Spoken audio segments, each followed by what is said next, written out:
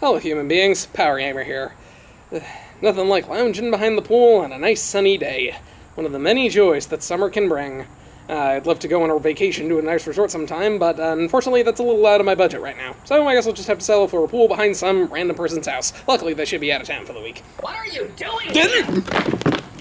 On second thought, I'm probably better off just playing a tropical video game. Super Mario Sunshine, the joy of summer mixed with the terror of jumping off a bridge. Without a doubt the most controversial game in the entire Mario franchise. This is a series that is almost universally beloved, yet this game has just as many haters as it does die-hard fans. And if you know anything about it, that's honestly pretty understandable. Talks of a sequel to Super Mario 64 have been happening for a while, but it wasn't really taken seriously until it was time to launch the next Nintendo console, the GameCube. Several ideas were thrown around, most famously the Super Mario 128 tech demo, but that ended up being a concept rather than an actual game. The actual game was first shown off at Nintendo Space World in 2001. It was longtime Nintendo employee Yoshiaki Koizumi's first time directing a game, as well as the first-party Nintendo game after Satoru Iwata became head of the company. Koizumi envisioned the idea of Mario having a water pump, however they had to go through a lot of different designs before they found one they felt fit within the game's world. There were actually a handful of ideas that the team had that ended up being cut from the final game, mostly revolving around Yoshi. The soundtrack was again composed by Koji Kondo with assistance from Shinobu Tanaka, and it contained both original pieces and remixes of songs from the original Super Mario Bros. Super Mario Sunshine was released for the GameCube on July 18th, 2002 in Japan, with other countries getting it later in the year. And like I said in my Luigi's Mansion review, it wasn't a launch title for the system, which was unheard of at the time. But that didn't hurt its sales, as it still became the third best-selling GameCube game ever, with almost 6 million copies sold. At the time, it got a fair amount of praise, however, there were many parts of the game that people did not care for, and because of that, it has become rather divisive over the last several years. Though part of that is because of the game as a whole, as well as only some specific parts of it. But it was later included in the Mario 3D All-Stars collection for the Switch, which I'll just say right now is the exact same game but with the controls slightly altered. I first played Sunshine on the 3D All-Stars collection and my thoughts on it were extremely mixed. I both had a great time and freaking hated it. As of now, this is the only 3D Mario game I have never completed 100%, and if you know anything about this game, you know exactly why. But that's finally going to change. I guess I can't go swimming in someone else's backyard, so this is gonna have to suffice.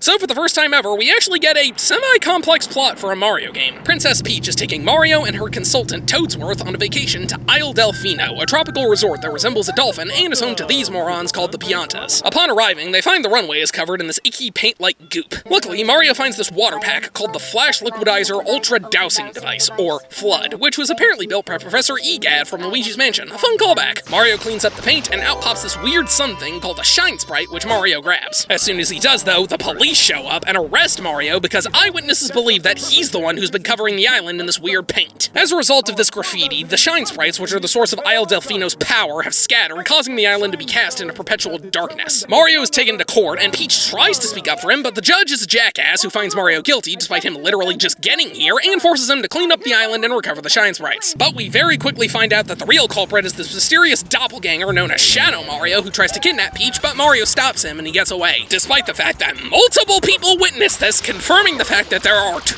Marios, and one of them was seen arriving in town just now. They should immediately realize that Mario is innocent, but no, he still has to clean up the island because they're too pretentious to admit they were wrong. Yeah, this game's story is a bit more focused, but it's not that great. You don't really play Mario games for the story, but they clearly wanted it to have more of an impact since for the first and last time ever, we have actual cutscenes complete with full voice acting, and it's honestly kind of weird. Not helping things is the voice acting can be a little awkward, and the sound mixing is honestly pretty bad. Even taking that out of the picture, the situation is pretty ridiculous, and it doesn't really make me want to help these people since they're clearly just a bunch of idiots. They obviously wanted to try something different with Sunshine, and while it does stand out, it's no more gripping than any other game in the series. If anything, it's just a lot more aggravating. Since we're on the GameCube now, the graphics have gotten a massive upgrade. This game honestly still holds up visually. The model quality is great, the environments are pretty solid, and the water looks really nice. The only thing I don't like is they gave it this kind of hazy effect to sell the heat, and it makes some parts look a little blurry, but other than that, this is a huge step up from Mario 64. And the music is once again great. It doesn't have as much variety as before, but it still sounds really good. And I love how it brings back the original Mario theme, but in a rock style, and even an a cappella. Now as for the actual game, it's a similar format to Mario 64. You're placed in a large open level and have to complete various missions for collectibles, only instead of stars, you're collecting Shine Sprites, which are basically the same thing. Mario controls roughly the same as he did last time, and he has most of the same moves. The triple jump, the somersault, the wall jump, the ground pound, and the dive return turn. However, the punch kick combo has been removed, and you sadly can't crouch anymore, which means no crawling, no backflip, and no long jump. They aren't huge losses, since the somersault serves the same purpose as the backflip, the dive lets you cover similar distances to the long jump, and the crawling was nearly useless, but it is kinda unfortunate. He does have this new spin jump, which slows your descent, and you can do this by spinning the joystick. However, the big addition to Mario's moveset is Flood. By pushing the R trigger, you can use Flood to spray water around the level, and by default he has two nozzles which you can switch by pushing the X button. The normal one lets you spray water to attack enemies and clean up goop, and the hover nozzle lets you float in the air for a few seconds. This is absolutely awesome. With the hover nozzle, you can pull off some amazing tricks. It lets you make larger jumps, reach platforms that are just out of reach, and save yourself from life or death situations. The spray nozzle isn't as fun in my opinion, but it's still pretty useful for taking out enemies, and if you want to be more precise with aiming, you can either hold the R button all the way down to lock yourself in place, or push the Y button to look all around you. You have a limited supply of water, but it is pathetically easy to refill it. Flood is easily the best thing about this game. If you know what you're doing, you can pull off some amazing tricks, and it's incorporated into the level design super well. Delfino Plaza serves as this game's hub world, and unlike last time where you were mainly jumping into paintings, here you'll be hopping into actual paint, pipes, or shooting yourself out of a cannon like you're in the frickin' circus. The majority of the plaza is shrouded in darkness, but as you collect more shine sprites, it lights up more areas around you. In terms of levels, the quantity has been drastically reduced from last time, both in terms of actual numbers and in theme. Super Mario 64 had 15 main levels, while Sunshine only has 7, and since they all take place on Isle Delfino, they all have some sort of tropical theme to them. Whether that's a beach, a field, a watery cove, these areas all look very similar to each other. There is some variety, but it doesn't stand out as much as the levels from last time, and because of that, they aren't quite as memorable. Not to mention the actual structure has been changed completely. Once again, you select a shine sprite upon entering the level, but they're more mission-based than last time. In Mario 64, the star you selected didn't actually matter. You were free to grab any one you wanted. Sunshine, you have to grab whatever shine sprite you selected on the main menu, meaning you have to collect them in order. And the layout of the levels changes with almost every mission. In 64, you had to collect at least 70 power stars, but again, you could grab whichever stars you wanted. You could grab a few stars from each level, or get all in some while getting none in others, which made the game significantly more replayable. But in Sunshine, the 7th mission of every level has you chase and spray Shadow Mario, and you have to beat all of these missions to finish the game. So no matter what, you have to play the same missions every single time. Basically, anything besides those specific shine sprites do not matter unless you want to complete the game 100%, which, in my opinion, makes the game a bit less interesting, since not only are you playing the same missions every single time you go through the game, but some of those just flat out suck.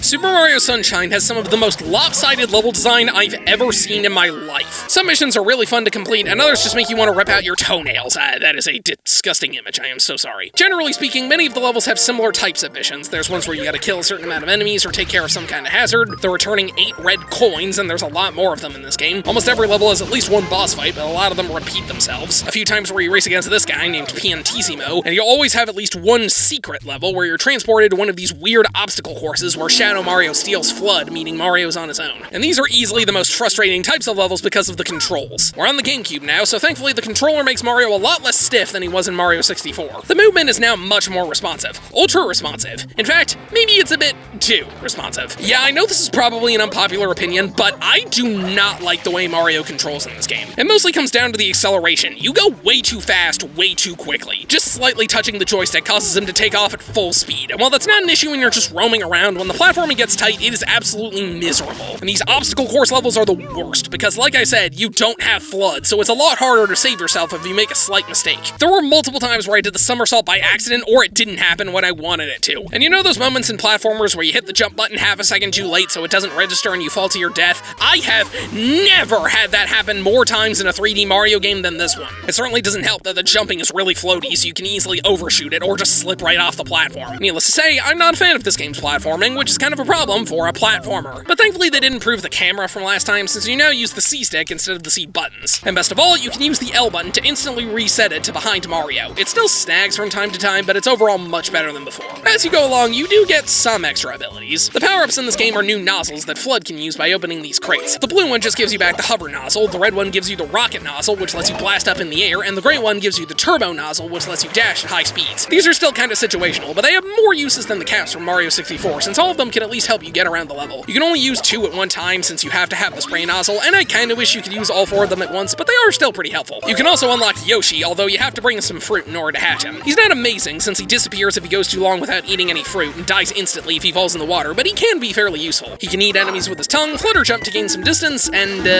vomit his stomach juice, which acts as the replacement for spraying with Flood, and it can dissolve this acid stuff as well as create platforms. Grass. Now let's discuss the levels. The first one is Bianco Hills, a large grassy area with a huge lake and a windmill. It's a decent opening area. You also have 2 boss fights against PD Piranha Plant, a giant piranha plant with limbs, so you have to spray water in his mouth until his belly button pops out and then ground pound it. Am I the only one who thinks that looks a little weird? Second level is Gelato Beach, a giant beach filled with these stupid duck balls called cataquacks, which launch you high up in the air. It's also home to one of the worst missions in the game, the Sandbird. You have to run across its back grabbing red coins while it flies up, and even hop on the side of it towards the end. It's insanely easy to slip off and a miserable experience the whole way through. You also fight a giant wiggler by spraying these things, causing sand to pop up, and then ground pound where the arrow is. Rico Harbor, a ship harbor where you have to fight Gooper Blooper twice by literally ripping off his tentacles. Does this count as animal cruelty? Well, aside from that, you have to run along these girders, which is really annoying. Peanut Park is a giant amusement park, and the aesthetic is actually really cool. You got a Ferris wheel, swinging ships, a teacup ride, fun stuff. This is also where you unlock Yoshi and actually progress the plot. Shadow Mario kidnaps Peach again and attacks you in this giant Bowser mech, so you gotta hop in this roller coaster and shoot missiles at it. Aiming is super annoying and the camera can be nauseating, but it's still kinda fun, I guess. After destroying it, Shadow Mario is revealed to be Bowser's youngest son, Bowser Jr., who kidnapped Peach because he's convinced she's his mother. I feel like she would know that. He thinks Mario kidnapped her, so he used this magic brush, which is hinted to have also been made by EGAD, to frame Mario for vandalizing the island. He then puts Peach in a balloon and flies away with her. So the true culprit has been revealed, and I think we should warn the cops about this, but they seem to want to do absolutely nothing. Why am I supposed to like these people again? Whatever. From this point on, you're free to tackle the areas in any order you like, but you still have to play all of them. Noki Bay is a cove area which has been polluted, and you need to run around these cliffs and then go underwater and clean this eel's teeth. You also have a third fight with Gooper Blooper, because 2 wasn't enough. Pianta Village is a small village in the trees, and what's interesting is some missions take place during the day while others take place at night. You gotta deal with some chain chomps, and the flaming goop looks really cool. But it's also home to the Chucksters, an obstacle course where you need to get these guys to throw you across large gaps, and if you slightly mess up, you go flying to your doom. And finally, we have Serena Beach, a hotel beach area which is being invaded by this electric manta ray you have to dissolve, and the hotel itself is swarming with boos. But you do go down in the casino area, which is cool, and have a fight with King Boo, the only time he's appeared in a mainline Mario game, and he looks completely different. You gotta spin these slots so that fruit pops out, throw a spicy pepper at him, and then throw a different fruit, which the game is not exactly clear on. With all 7 areas cleared, we can reach the final stage, Corona Mountain. A volcano filled with instant kill lava, and as you ride this boat that controls like trash, and if you touch a wall, it sinks. It ends with you using the rocket nozzle to blast up, where you find Bowser and co chilling in a makeshift hot tub. This fight's honestly pretty easy. Bowser breathes fire and splashes green lava on you, or whatever this is supposed to be, and you need to run around to these 5 points and use the rocket nozzle to blast off and then slam back down on them. Do this 5 times and the whole thing crumbles. Mario and Peach land on the beach where Flood shuts down due to damage from the fall. Off the coast, Bowser Jr. reveals that he knows Peach isn't actually his mother, but he wants to fight Mario again someday, which makes Bowser proud. The Toads reveal they've repaired Flood, and Mario and Peach can finally start their vacation. The credits roll, and in the end we see Piantissimo find Bowser Jr.'s brush, which shouldn't cause any harm, and if it does, I don't care, because we are never coming to this island again. And that's the end of the game, but sadly I've got less than half of the shine sprites, so we still have quite a bit of work to do, and this is where the game goes from decent but occasionally frustrating to miserable. The process of completing Super Mario Sunshine 100% is genuinely one of the worst things I've ever seen in a Mario game. Let's start with the main ones. There's 120 shine sprites total in the game, and since there's only 7 levels, they all have 11 shine sprites instead of 7 like in Mario 64. After beating Shadow Mario, you unlock 1 extra mission, and I swear almost all of these are some of the worst ones in the game. Bianco Hills, you jump on these ropes collecting red coins, and if you fall down, it takes eons to get back up. Gelato Beach, you have to roll this watermelon down a hill while avoiding cataquacks or else it explodes, and okay, I know everyone hates this one, but honestly, I didn't think it was that bad. I beat it on my second try. But then in Rico Harbor, you need to get Yoshi up these platforms, and it's insanely easy to fall off. If he lands in the water, you need to get him again by getting a durian out of this pipe, which is completely random. Peanut Park, you have to ride the roller coaster again while shooting these balloons, and this is just a complete show because of how hard it is to aim. Sweet Christ, I hate this mission so much. And the last 3 levels are just red coin missions, which aren't as bad as the one in Bianco Hills, but they can still be pretty frustrating. Serena Beach, you're under a time limit, Noki Bay, the underwater controls suck, and Pianta Village, you need to blast up to this tree and ride a puff. But that's not all, because there's still 3 shine sprites left in each level. There's 2 hidden ones, which you find by either uncovering a secret or replaying the obstacle courses with Flood and grabbing more red coins. Yeah, this game has an unhealthy obsession with these things. And the final sprite comes from, once again, getting 100 coins, which is somehow even f***ing worse than it was last time. They are even more scarce, and in a lot of these missions, it's literally impossible to get 100 coins. So make sure you know which one is the right one, because if you guessed wrong and get 70 coins with no more in sight, you just wasted your time. But if you, once again, like doing math, 7 areas with 11 shine sprites leaves us with a total of 77, plus the extra one you get at the start of the game, so we have 78. Where are the other ones then? Well, once again, the hub world has shine sprites you can collect, and it's like they deliberately filled this place with the worst ones in the game. Okay, most of these aren't that bad. You just need to play a quick little minigame like breaking these crates or have the right nozzle and spray this bird or clean a bell or something like that. But then there's the ones that warp you to these obstacle courses, which can kiss my f***ing ass. There's the slide, which I guess is tolerable, running along this track with the turbo nozzle. Are you kidding me? Hunting down red coins in a field with no water, so if you run out too early, you're screwed, and this tile is nearly impossible to see. But the lily pad. The lily pad. Just getting here is a pain in the ass because you need Yoshi to ride these boats, which take forever and are a pain to jump on, plus you need to grab a fruit or else he disappears. And then actually doing it, you need to ride a lily pad down a poisonous river to get red coins, and you can't take too long or else it disintegrates, and you need to walk along the edge and jump, which is nearly impossible. But nothing compares to the absolute worst shine sprite in the entire game. This f***ing pachinko game, which I swear comes from the deepest pits of hell. It sounds simple, you just launch yourself up and try to land in the holes to get the red coins. Problem is the physics in here are utter dog shit. The game pushes you to the left, so the first hole is nearly impossible to land in. Seriously, you can't even drop down because the game won't let you. I swear, this was not play tested at all. And if you missed all the holes and fall in the bottom, it's instant death. This place is an utter abomination, and I seriously spent an hour and a half on this miserable chunk of And that is not even the end of it, because somehow we still haven't reached the absolute worst thing about completing Super Mario Sunshine 100%. Yes, worse than the 100 coin shine sprites, worse than the obstacle courses, worse than anything these horrible missions have to offer.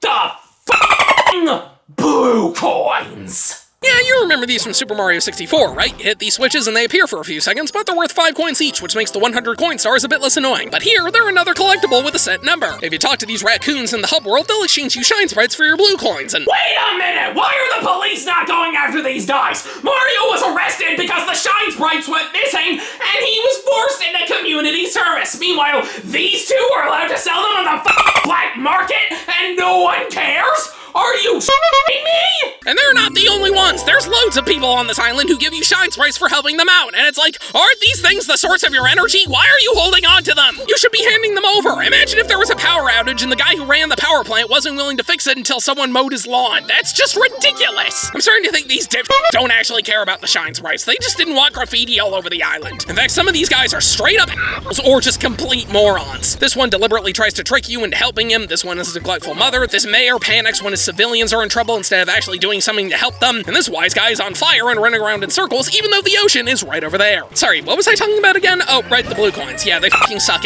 These little shits are hidden all over the game. Some are just out in the open, some are given to you for helping people get unstuck or just bring them some fruit in the hub world. Some you have to spray random objects, some come from killing things, and some you have to spray paint and then run over to the coin quickly before it disappears. There's 24 shine sprites that you get from blue coins, and they cost 10 each, which equates to a grand total of 240 blue coins. If you try to get all of them, you're going to spend more time on the blue coins than the actual goddamn shine sprites. I spent hours looking for these things. Not only are most of them insanely cryptic, but some are only available during specific missions. I had a guide on standby the entire time, and even then it took ages for me to find these stupid coins. And after all that bullshit, what do you get? What is your reward for going on that absurd journey to save the island full of idiots that unfairly convicted you? Well, upon collecting the final shine sprite, your reward isn't given to you immediately. You first have to have a rematch with Bowser, but after the credits, instead of Piantissimo, you see this.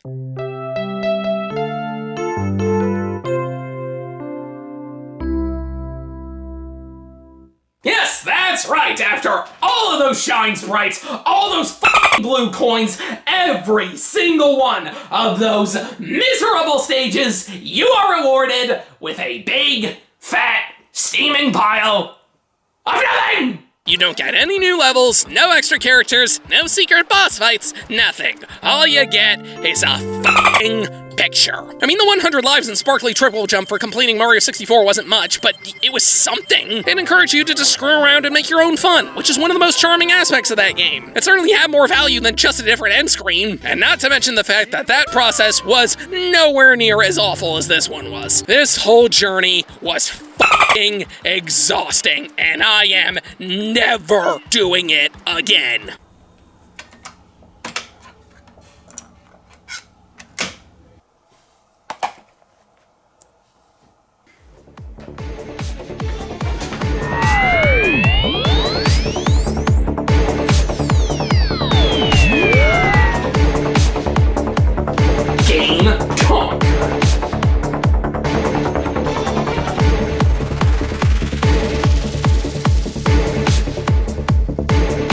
Super Mario Sunshine is the biggest mixed bag of a game I've ever seen in my entire life. There are so many things in this game that are absolutely awesome, and so many that just completely suck.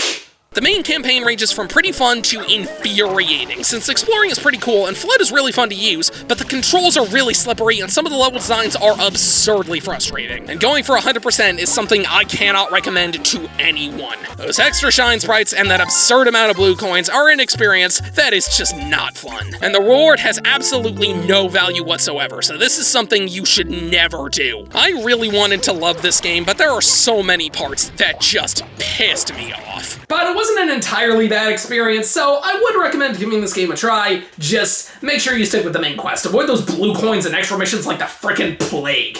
Honestly, I just feel really bad for Mario. I mean, imagine if you're going on a vacation to a tropical island and you end up having to deal with all that garbage. Or, I don't know, maybe that's what was promised in the ads. Come stay at Isle Delfino, where as soon as you arrive, we'll arrest you for a crime you didn't commit because, well, you just got here, obviously you didn't commit it. Enjoy the beautiful sunset from the view of your jail cell. Relax on one of our beautiful beaches as we force you to clean up deadly paint. Partake in one of our local festivals, which is being ransacked by a bunch of flaming animals that you have to fight. Explore our beautiful cove, which is polluted until you give an eel a dental checkup. Don't worry, you don't need a license for that. Take a nice ride down our beautiful sewage system. Visit our local amusement park, where you have to shoot balloons on a roller coaster and you may or may not be transported to another dimension. Partake in a classic game of pachinko, which will make you want to punch a hole in the wall, and if you do so, we will be charging you extra. And rest easy in our luxury hotel, which is filled with ghosts. Planning on leaving early?